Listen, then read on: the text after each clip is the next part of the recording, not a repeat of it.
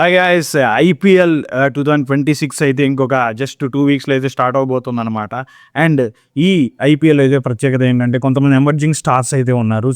ఈ వీడియో ద్వారా మనం ఏంటంటే ఫస్ట్ టీమ్ అనాలిసిస్, అది కూడా రాజస్థాన్ రాయల్స్ ద్వారా స్టార్ట్ చేద్దాం అనమాట. ఎందుకంటే first IPL winner Shane Warne team Rajasthan Royal. And ఈసారి అయితే ట్రెమెండస్ చేంజెస్ అయితే జరిగినాయి దీంట్లో చూసుకుంటే. మీరు ముఖ్యంగా మీకు సంజు శాంసన్ ఎవరినైతే తమ గ్రూమ్ చేసి ఇన్ని రోజులు కెప్టెన్గా ఉండి కొన్నిసార్లు ఫైనల్కి తీసుకెళ్ళి అండ్ ఒక పెద్ద స్టార్గా అయితే ఎదిగాడు. అండ్ ఈ ఆర్ఆర్ ద్వారానే అండ్ అతను అయితే ఈసారి వాళ్ళు ఎక్స్చేంజ్ అయితే చేసుకోవడం జరిగింది. ట్రేడ్ ద్వారా అతను సిఎస్కేకి అయితే వెళ్ళడం జరిగింది అనమాట. సో మీరు చూస్తే అది ఒక సెట్ బ్యాక్ అనే చెప్పుకోవాలి. ఎన్నో సంవత్సరాలుగా తమతో ఉన్నటువంటి సంజు శాంసన్ ఇప్పుడు లేకపోవడం అనేది ఒక మైనస్ అవ్వచ్చు. ఎందుకంటే ఒక బ్రాండ్ అంబాసిడర్ రాజస్థాన్ రాయల్కి, అదేవిధంగా ఒక స్టార్ ప్లేయర్. ఇప్పుడు చూశారు కదా వరల్డ్ కప్లో ఎటువంటి ఫామ్లో ఉన్నాడు. సో ఆ ఫామ్ని అయితే కొనసాగించి ఉండేవాడు అనమాట. బట్ అతనైతే ఈసారి ఆర్ఆర్కి అయితే ఆడట్లేదు. బట్ మీరు చూస్తే మంచి మంచి ప్లేయర్స్ అయితే ఉన్నారు. ఎక్కడ చూసినా కానీ మీకు ఇండియన్ స్ట్రెంగ్త్ అనేది అయితే చాలా బాగుంది అనమాట. ముఖ్యంగా ఓపెనింగ్ చూస్తే మీకు జైస్వాల్ అండ్ వైభవ్ సూర్యవంశీ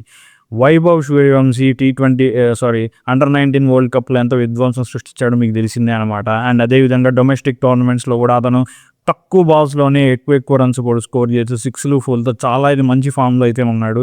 అండ్ ఈ సీజన్ అయితే అతనికి చాలా ఇంపార్టెంట్. ఎందుకంటే ఫస్ట్ సీజన్లో అతను ఆడాడు, ఒక 35 బాల్స్లో సెంచరీ కొట్టాడు.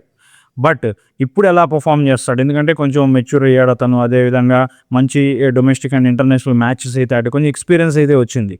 అటువంటి టైంలో ఇప్పుడు ఆ రాజస్థాన్ రాయల్స్ ద్వారా అతను ఎటువంటి ప్రదర్శన అయితే ఇస్తాడు అనేది అయితే అందరూ చూస్తూ ఉన్నారనమాట. అండ్ మీకు చూస్తే జైస్వాల్ ఆల్రెడీ ఉన్నాడు, proven player, star player. Maybe అతను క్యాప్టెన్సీ కూడా ఇవ్వచ్చు అని నేను అనుకుంటున్నాను. బట్ ఇప్పుడు అయితే వాళ్ళిద్దరు అయితే ఓపెన్ చేస్తారు. తర్వాత అయితే మీకు రియాన్ పరాగ్ ఉన్నాడు. లాస్ట్ టైం కొన్ని మ్యాచ్లో క్యాప్టెన్సీ చేశాడు, మంచి ఫామ్లో కూడా ఉన్నాడు. సో అతను నెంబర్ 3లో ఆడే ఛాన్స్ ఉంది. దాని తర్వాత ధ్రువ్ జురేల్. ఇప్పుడు సంజు శాంసన్ వెళ్ళిపోవడంతో మెయిన్ కీపర్గా అయితే మారాడు అనమాట రాజస్థాన్ రాయల్కి.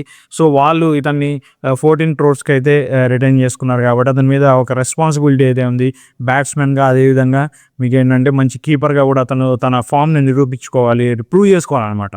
సో అటువంటి గ్యారంటీగా అతను అప్ ది ఆర్డర్ అయితే రావడం జరుగుతుంది ఈ సీజన్లో. ముఖ్యంగా మీరు 3rd లేదా 4th అటు ఇటు మారచ్చు, రియాన్ పరాగ్ లేదా ధ్రువ్ జురేల్. అండ్ అదేవిధంగా నెక్స్ట్ అయితే మీకు చూసుకుంటే హెట్మయర్ ఉన్నాడు. హెట్మయర్ మీరు చూసారా T20 వరల్డ్ కప్ ఎటువంటి విధ్వంసం సృష్టించాడు. ఇండియాకి అతని వికెట్ అనేది చాలా ఇంపార్టెంట్ అనమాట. సో అటువంటి టైంలో అతను అవుట్ అవడం వలన మాత్రమే ఇండియా క్వార్టర్ ఫైనల్స్ లాంటి మ్యాచ్లు అయితే గెలిచిందనమాట. సో అతనైతే ఇప్పుడు కొంచెం అప్ ది ఆర్డర్ రావాల్సి ఉంది. సో లేకపోతే అతను డౌన్ ది ఆర్డర్ వస్తే రన్స్ అనేది తక్కువగా కొట్టే అవకాశం ఉంటుంది, అవుట్ అయ్యే అవకాశం ఉంటుంది. కాబట్టి గ్యారంటీగా అతను 5th ప్లేస్లో అయితే రావాలి. నెక్స్ట్ తెలుసు కదా మన Indian star allrounder Ravindra Jadeja.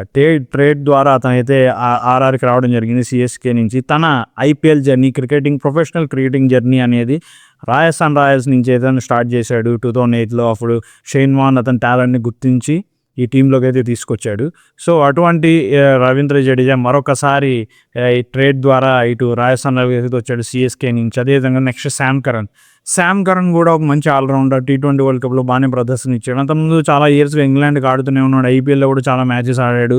So వీళ్ళిద్దరు అయితే మీకు ఇంకా 6th 7th పొజిషన్లో ఉంటారు. దాని తర్వాత ఇంకా బౌలర్స్ చూసుకుంటే మీకు వీళ్ళు రాజస్థాన్ రాయల్స్ వాళ్ళు ఏం చేశారంటే ఒక మంచి ప్లేయర్ని అయితే బై చేయడం జరిగింది, స్పిన్ ప్లేయర్. అదే స్పిన్ బౌలర్ ఎవరంటే మీకు మన రవి బిష్నాయ్. ఇతను మంచి ప్రూవెన్ ప్లేయర్, అన్ని ఫార్మాట్స్లో కూడా ఇండియాకు కూడా ఆడాడు. రాజస్థాన్ అంతకుముందు మీకు లక్నోకి ఆడుతూ ఉన్నాడు. సో నా దృష్టిలో అతను గ్యారంటీకి ఈ సీజన్లో ప్రతి మ్యాచ్ కూడా ఆడతాడని అనుకుంటున్నాను రాజస్థాన్ రాయల్స్కి. అండ్ అదేవిధంగా మీకు శుభం దూబే కూడా ఉన్నాడనమాట. సో అతను కూడా బ్యాటింగ్లో కూడా మంచి కాంట్రిబ్యూషన్ అయితే ఇస్తాడు. అండ్ అదేవిధంగా మీకు నెక్స్ట్ చూసుకుంటే ఇంకా బౌలర్స్ అంత స్ట్రాంగ్గా లేదని నేను అనుకుంటున్నాను రాజస్థాన్ రాయల్కి. మీకు స్పిన్ బౌలింగ్ ఉన్నా కానీ ఫారెన్ బౌలర్స్ అయితే చాలా తక్కువగా ఉన్నారని చెప్పుకోవాలి. కేవలం జోఫ్రా ఆర్చర్ మాత్రమే ఉన్నాడు. అతను ఇంజురీ ప్రోన్ అనమాట, ఎప్పుడు ఇంజురీ అవుతుందో తెలీదు.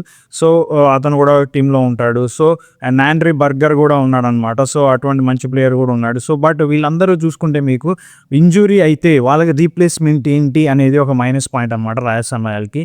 సో నా దృష్టిలో Rajasthan Royals Indian core strength బ్యాటింగ్తో అయితే చాలా బాగుంది, కానీ మీకు బౌలింగ్లో రాజస్థాన్ రాయల్స్ వీక్గా ఉందని అయితే నేను అనుకుంటున్నాను. వీళ్ళు కూడా SRH ఒక ఫార్మేట్ని అయితే ఫాలో అవుతారా, బ్యాటింగ్ ఎంతన్నా బౌలింగ్ ఎంత వీక్గానో ఉన్నాయి, బ్యాటింగ్ ద్వారా మేము కవర్ చేస్తాము అనే ఒక డెసిషన్కి అయితే వచ్చారేమో అని నేను అనుకుంటున్నాను. ఎందుకంటే మొత్తం ఇండియన్ కోర్ స్ట్రెంత్ అదేవిధంగా మీకు ఏంటంటే శామ్ కరణ్ కూడా ఉన్నాడు కాబట్టి సో మంచి హిట్టింగ్ ఎబిలిటీ అయితే వీళ్ళకి ఉంది.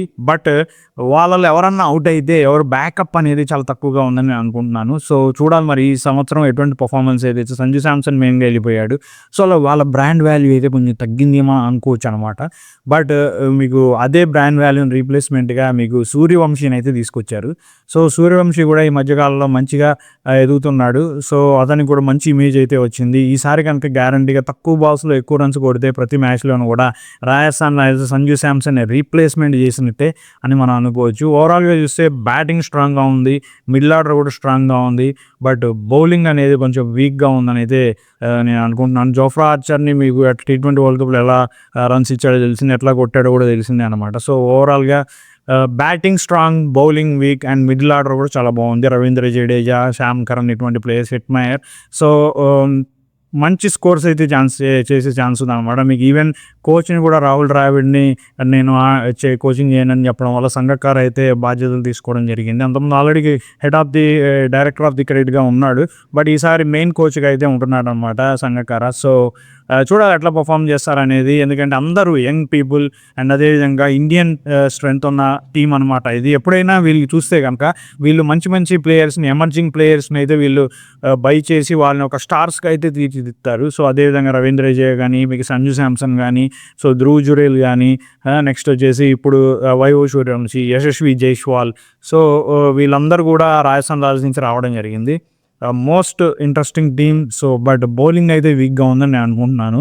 సో దాన్ని బ్యాటింగ్తో కవర్ చేసి మంచి విజయాలు సాధిస్తారని మనం వెయిట్ చేసి చూడాలి. ఇది IPL టీమ్ అనాలిసిస్లో ఫస్ట్ వీడియో అనమాట. అండ్ ప్రతి టీం గురించి కూడా అయితే నేను అనాలిసిస్ చేయడం జరుగుతుంది.